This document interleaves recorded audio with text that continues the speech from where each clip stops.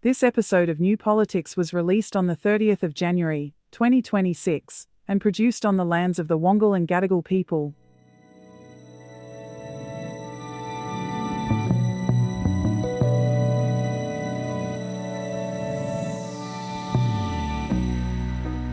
What happens when the most powerful country in the world starts behaving like the rules no longer apply to it?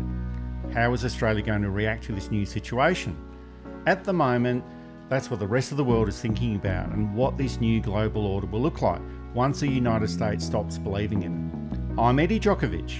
I'm David Lewis. All of this is coming up in this big episode of New Politics.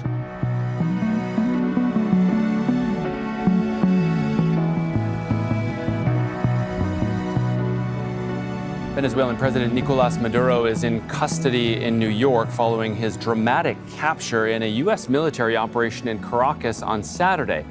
President Donald Trump says the people of Venezuela are now free of Maduro's dictatorship. Venezuela's vice president has demanded the U.S. send Maduro back, calling him the rightful president. Maduro and his wife, who was also captured, were brought to the Stewart Air Force Base several hours ago. The couple face federal charges of narco-terrorism and cocaine importation. Maduro was taken to a detention center escorted by drug enforcement officers. There's a lot going on in the United States at the moment, David, and a lot of behaviours of the United States President Donald Trump have got many people in the international community starting to question the future of all of those institutions that, despite all of their imperfections, have created a level of global security since the end of the Second World War. And that includes the United Nations, NATO, the International Monetary Fund, World Trade Organization. There's a few others as well, but they're the main ones. And they've also started to think about the geopolitical structure of the world without the involvement of the United States on this sort of level. And a lot of this has been based mainly on two recent events. And the first one was the removal of the president of Venezuela, Nicolas Maduro, in early January, where the United States prepped everything up by blowing up Venezuelan boats, allegedly carrying narcotics to the United States. And then this was used as a pretext or a precursor to then kidnap the president. And then there was all the drama about taking over Greenland, which is an autonomous province of Denmark and has been for over 200 years. And after a lot of bluff and bluster by Donald Trump about taking it over by force and threatening tariffs on everyone that disagreed with him, well, that all didn't eventuate. But the fact that we're having these sort of conversations about the United States at the moment suggests that there's a lot of instability with the administration, and that's probably going to continue for some time to come. I think the first thing that we've got to look at is that Trump isn't the cause. He's a symptom. There's been this long-term decline from probably the oil crisis of the 1970s, the Vietnam War, Nixon, all of that sent the US into this long decline, which is exacerbated by Reagan and that neoliberal economic policy, which just strips the US of its not only its moral leadership, but its material leadership. There's something like $3 trillion worth of infrastructure repair to be done with nobody prepared to do it in the States. Roads, schools, ports, airports, bridges. Trump represented, on the face of it, someone who's coming in to stick it to the global elites, drain the swamp of Washington, make things better for those who'd been most affected by this long-term decline. And of course, he does none of that. And he was never going to do any of that. He's a third-rate con artist. He'd have been a great barker at the Royal Easter Show circa 1956, selling the knock-em-downs or the clowns. Well, he'd be a great laughing clown, essentially. He'd be a great laughing clown. And the fact that he's covered in all kinds of sleaze and corruption, not anything except that it was almost inevitable for a failed state or a failing state or a decline, let's be really fair, a declining superpower. People like Obama slow the decline. People like Biden slow the decline, but they don't stop it. And I think Trump speeds it up. I'm not saying, Trump is this poor maligned person who's getting all the blame for stuff that he didn't do. He absolutely deserves all the blame he gets. And there's probably stuff that we don't know about yet that he still has to get. But even in his first term, he was surrounded by some capable people, maybe not first-rate people, but people like Kelly, the chief of staff, who Trump apparently couldn't speak to because he was too efficient, wouldn't let Trump get away with anything. People like Rex Tillerson, who had run Exxon, I think, one of the oil companies, and so knew the Middle East very well and knew how to deal with the Middle East and knew in a way that Marco Rubio has no idea about. Megyn Kelly has no idea how to run the office in the way that John Kelly did. He's surrounded himself by sycophants, but that's because the system is now allowing himself to. As we found here with Morrison, the system is actually very fragile. It's also very robust. Morrison gets wiped out by the ultimate will of the people. His party loses the election really badly. Something similar will happen with Trump, but I don't think the United States can count on being the world leader anymore. And it will, if we compare it to the one that everybody's comparing it to, ancient Rome, the structure will change and it will still remain an important place like Italy is today. Rome is one of the great world capitals, but Italy is not a world power by any standard. And as for the kidnapping of the Venezuelan president, this is an extraordinary breach of international law.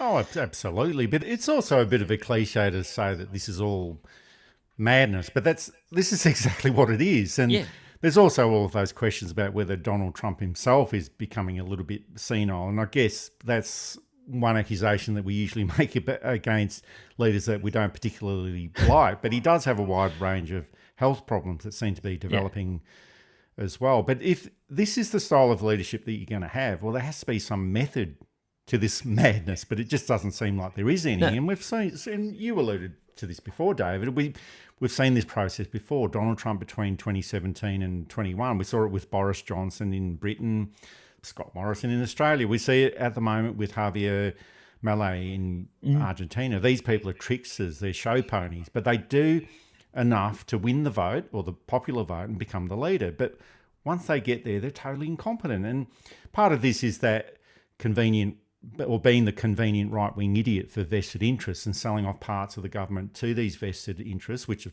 course leads to corruption. But the process, when these people are at the end of their political reign, it ends up with a basket case economy, social upheaval. And we saw that with Boris Johnson when he left the prime ministership in Britain. We saw it with Jair Bolsonaro in Brazil. He's in jail at the moment. Scott Morrison here, he's not in jail.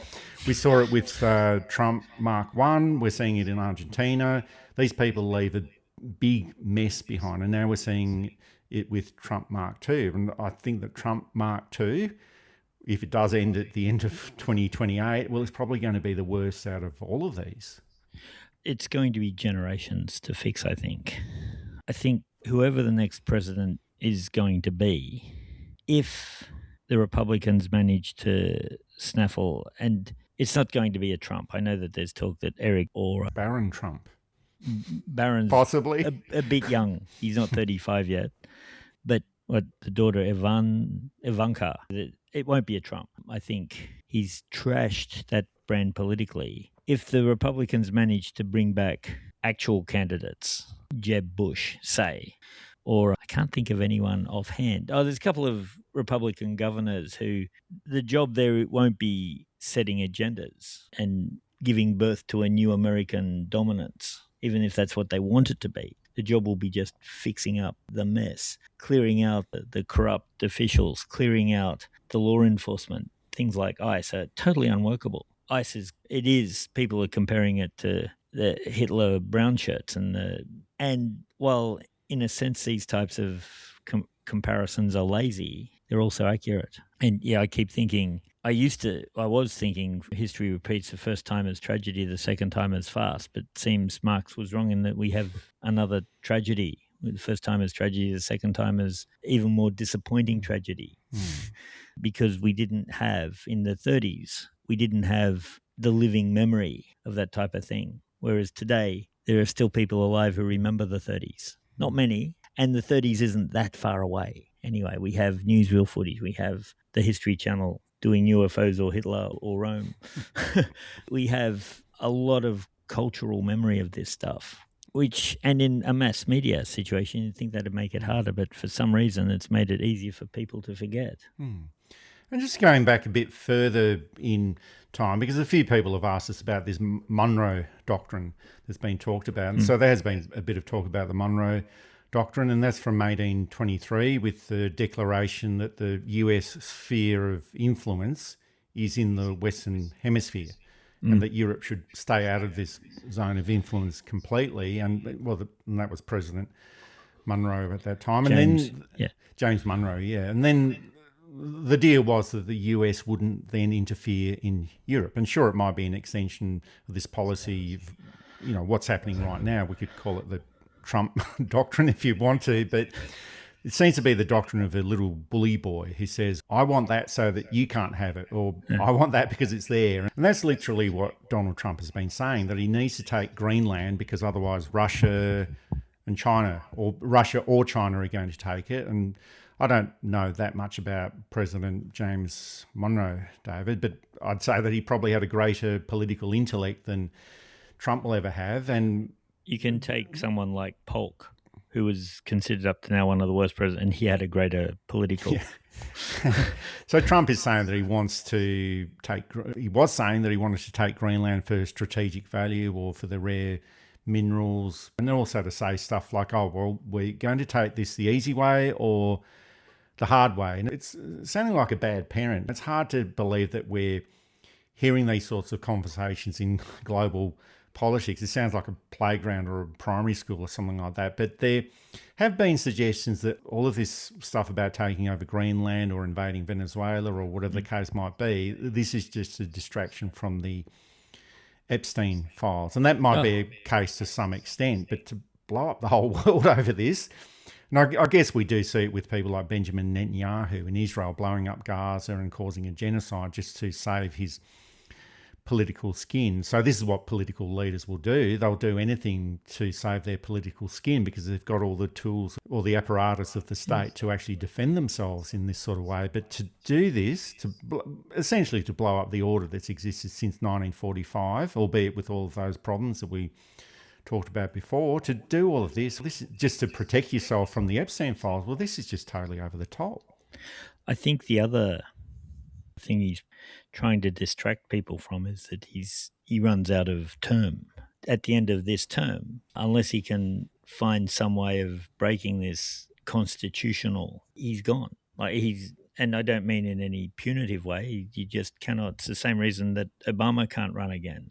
It's the same reason that Clinton can't run again. George W. Bush can't run again. They did their 2 terms, and that's it. And the terms don't have to be consecutive. And I think part of Trump's thing is trying to get people to forget that, because he becomes a lame duck. After about June this year, he's a lame duck. And he might be able to stretch it out till December.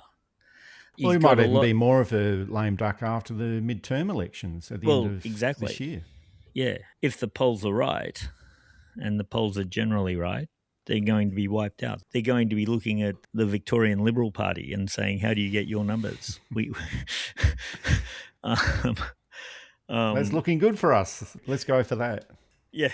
So we're living in real time. We're seeing the decline of American hegemony. Of course, they still have that vast nuclear arsenal, which will keep things going. And of course, that's a thing that frightens everyone. What if Trump does have dementia? And some experts have said that he likely does, and gets something in his head and sets the bombs off. Now, I don't think that's very likely, because I do think even the most sycophantic pro-Trumpist in his staff is not going to let the bombs go, because it affects them too, even if it's not for altruistic reasons, for selfish reasons. But systems fail. And of course, once he's out of power, the whole Epstein thing becomes uncontrollable. He's supposed to have released the files. He hasn't. They've released 10% of them, heavily redacted, which was totally against the order of the court.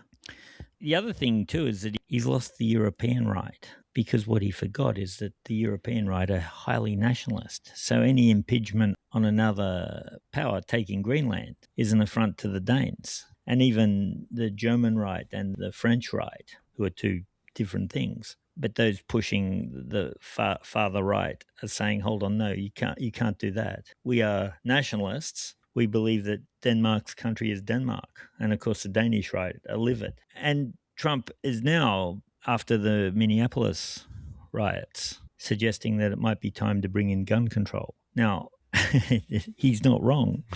The people who have supported him have been the absolute free range on guns. If you want to have assault weapons, you can have them. If you want to have weapons that are far beyond what any civilian and even most military would ever need, you should be able to have them. Take a rocket launcher hunting, that's your right, according to a loose and rather perverse reading of the Second Amendment. The Second Amendment is very clear what it means by the right to bear arms. It means each state can set up its own militia. And how it does that is up to the state. It might be a private militia like in Switzerland where everybody does training and they all have weapons in case. It might be a more formal thing like many of the National Guard things are and the State Guard things are where they're proper military. It's not about having yahoos riding the back of a pickup. I think that quote is from West Wing. So yeah, but he's lost the Second Amendment crowd, which was it'd be like Pauline Hanson losing the anti-immigration crowd.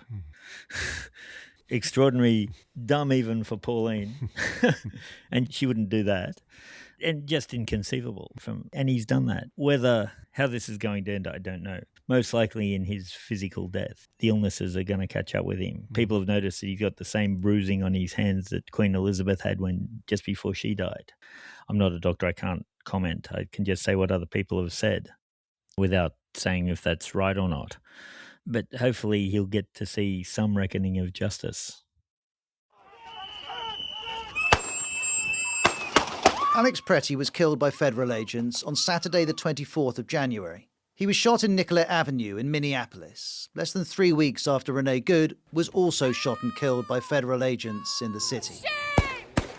In the hours after Alex Pretty's death, the Trump administration offered this explanation. This looks like a situation where an individual arrived at this scene to inflict maximum damage on individuals and to kill law enforcement.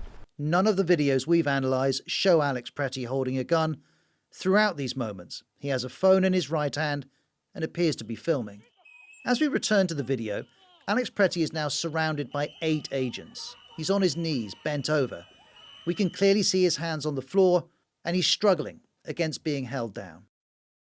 Well, there's also that issue where ICE in the United States, and that's the Immigration and Customs Enforcement, they killed another US citizen, and that was Alex Pretty in Minneapolis, who was trying to help someone who was actually being attacked by ICE agents. And just also wanted to point out that those ICE agents are starting to look more and more like Israeli Defence Force soldiers, and that's not an anti-Semitic comment, David, that's just a statement of fact. Just wanted to point that out. But this follows the killing of another US citizen, Renee Good, just a few weeks ago. And these are quite shocking events. And a lot of people have seen all of the footage from around the world on social media. And there have been around 30 of these shootings over the past 6 months in the United States. And not all of these have resulted in deaths, but these are United States citizens that this has happened to. And not that that should matter in itself. Like, everyone should be respected. No one should be killed in this sort of way. And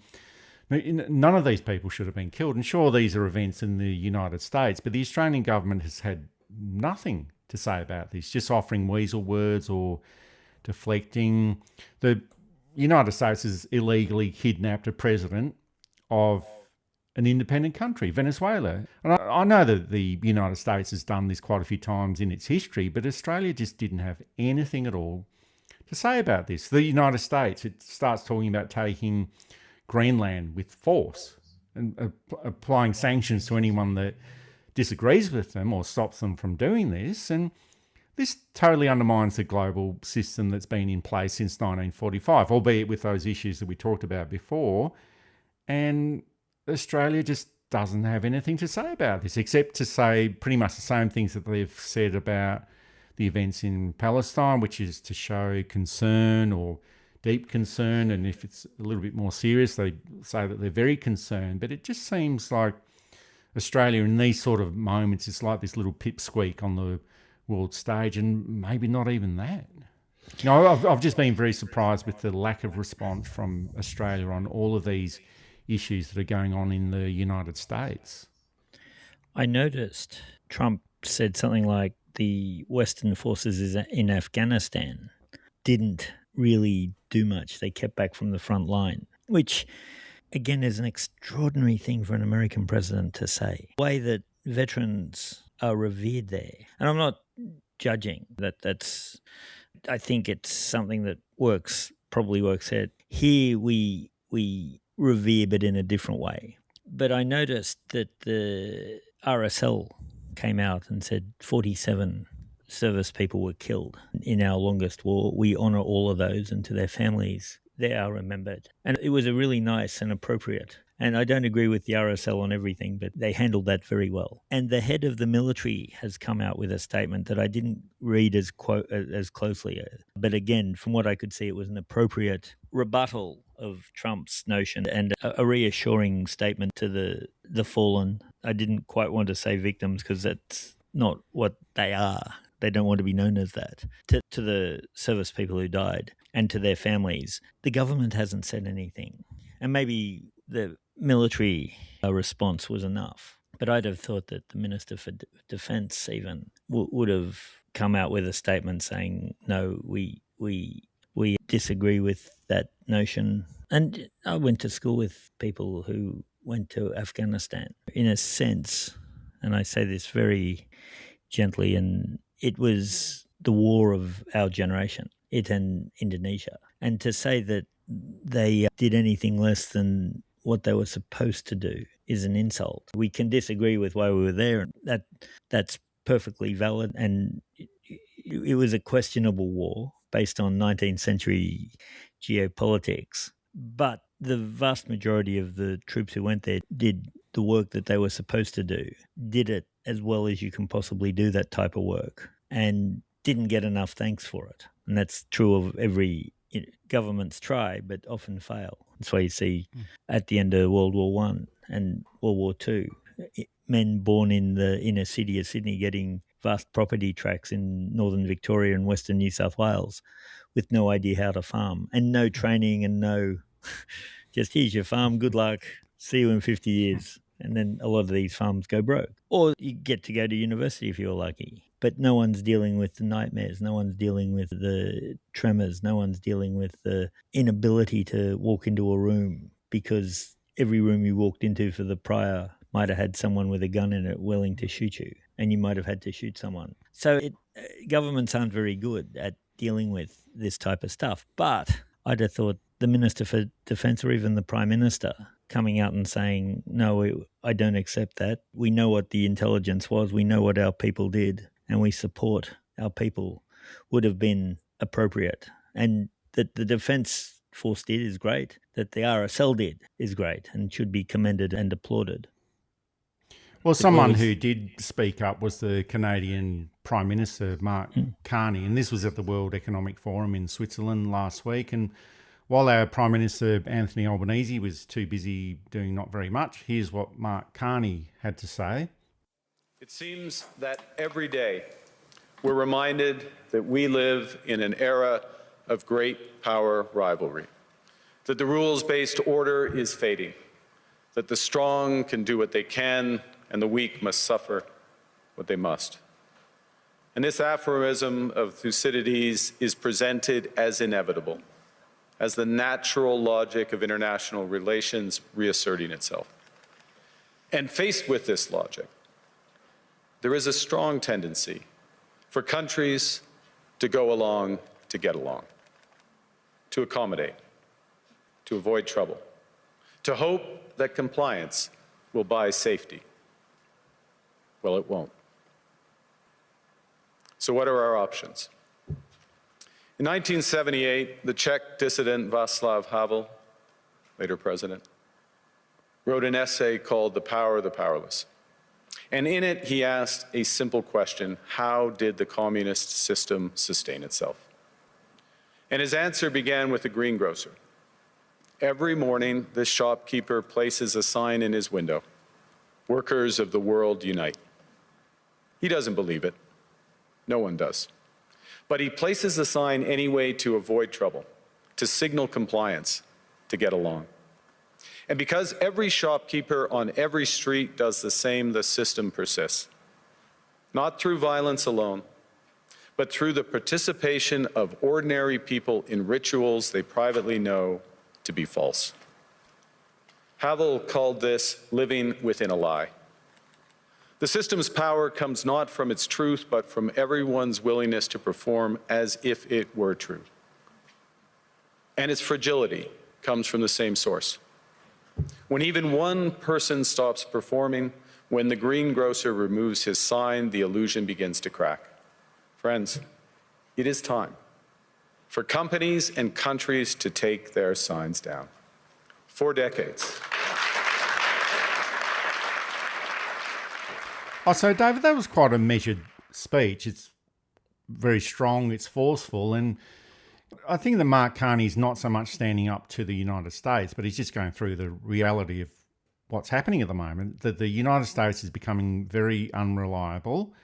And I think that's hard for a lot of people to understand or accept outside of the United States, because it's always been supposedly the leader of the free world as far as the perceptions are concerned, even though we know that the United States only acts in its own interests and causes so many problems in so many countries around the world through interference and various acts of sabotage. But it's taking a while to accept that America has got all the hallmarks of a fascist state. And you referred to this before, that it's becoming a bit of a cliche to talk about this, but it's actually what we're seeing with our own eyes. And a lot of people are going to point out that the United States has always been like this, and of course it has, but I think the difference is now that it's not bothering to hide it anymore, and it doesn't really care anymore. And I think that if countries start following the advice of Mark Carney, the United States is just going to find itself very lonely over the next few years. And I think that the biggest threat to the United States is not China in the way that Donald Trump keeps going on about. It's not going to be immigrants or Latinos coming in from Mexico or other countries in the region, or from Russia or anyone else in the world. I just think that the biggest threat to the United States is the United States itself. Yeah, its fall hasn't come from outside. And Lincoln said a house divided amongst itself cannot stand. There's theories that Trump's trying to start a civil war. Even if he is, I don't see how it's possible, because it would be the states against the federal. And unless the old Confederate states unite against the old Union states, and the Confederation supports the federal government, and I don't see how any of that's going to happen. And while the American Civil War left a tremendous scar on the psyche of the country, I think that it's unified just enough that one side would be vastly outnumbered by the other. So even if he's trying to foment a civil war, I don't think it can happen. For those of you wondering, I'm a fan of the American people, not so much of all its governments. And I've been to America a few times, and I think it's a great place to visit. And every American I've ever met has been a wonderful person. And I've met quite a few in all kinds of circumstances and places. And I think, and I know you're all going to say, yeah, but they voted for Trump, and that's a whole other thing. We voted for Morrison. And Tony Abbott. And Tony Abbott. And before you say, but we didn't, the numbers say we did. Even if we voted against them. I think the other thing too, just to get back to Carney, he's a right winger. He's a bit to the left of Peter Dutton. Now, the Canadian party is a little bit different because they don't have Murdoch pushing the views. Murdoch was seen to be not a fit and proper person to hold a media license in Canada. So Carney is probably a bit softer than some of the people we have here, but he's still very much on the right. He was an austerity-loving president of the Bank of England, and will cut benefits, will cut access for poorer people to get things and all of that. Well, I guess the people outside of Canada don't know his background. No. They've just seen his speech that he gave at Davos last week. It was an extraordinary speech for that reason. Yeah, exactly. Because he comes from a slightly different view to what we'd expect. If it had been Justin Trudeau who'd said that speech, we wouldn't have blinked an eye. Like, of course, Trudeau being on the liberal side of things, or the North American liberal side of things, because he's going to say that. But for Carney, it was an extraordinary thing to say. Whether he was doing it for self-preservation or whether, it's always hard to tell with politicians. Some of it would have been genuine. And some of it would have been born from frustration that he's got to live this lie. And that quote he gave from Václav Havel, workers of the world unite in the shop window, but nobody believes it. But they put it up and pretend to believe it. Was spot on. Yeah. Well, it's also that situation that if Canada is leading this way, and I'm not saying that it will happen, but if it does end up leading to all of these other countries veering away from the United States, it gets back to that question that idea that I put forward before, that the biggest threat to the United States is the United States itself, not all of these other countries. Yeah. The United States can handle threats from outside more or less. Maybe not efficiently, but it's the inside threats. The Trump administration seems to be an inside threat. ICE, essentially soldiers turning on the citizens of the US, which the Constitution is absolutely opposed to. The Constitution is one of the great governing documents, and it's a bit like the Bible if people followed it. You'd have an incredible place. And of course, the writers of the Constitution, like the writers here, were realistic visionaries. They could see how a good country in the circumstances under which it would form could be made. That some stuff's been overinterpreted and some stuff's been underinterpreted is not the fault of the people who did these documents. It's the fault of the people reading the documents. I think the United States is going to collapse from within. And it's possible that a smaller nation smelling blood might decide to race in and take over Washington or New York or something. But I don't think that will happen. And I don't think it'll lead to civil war. It'll just lead to economic and social collapse. Or actually, probably not social collapse, but economic and political collapse. And there's going to be a painful period of rebuilding. That's it for this episode of New Politics. Thanks for listening in. And if you'd like to support our style of journalism and commentary, please make a donation at our website at newpolitics.com.au. We don't beg, plead, beseech or gaslight you about journalism coming to an end. We just keep it very simple. If you like what we do, please send some support our way. It keeps our commitment to independent journalism ticking along. I'm Eddie Djokovic. Thanks for listening in, and it's goodbye to our listeners. I'm David Lewis. We'll see you next time.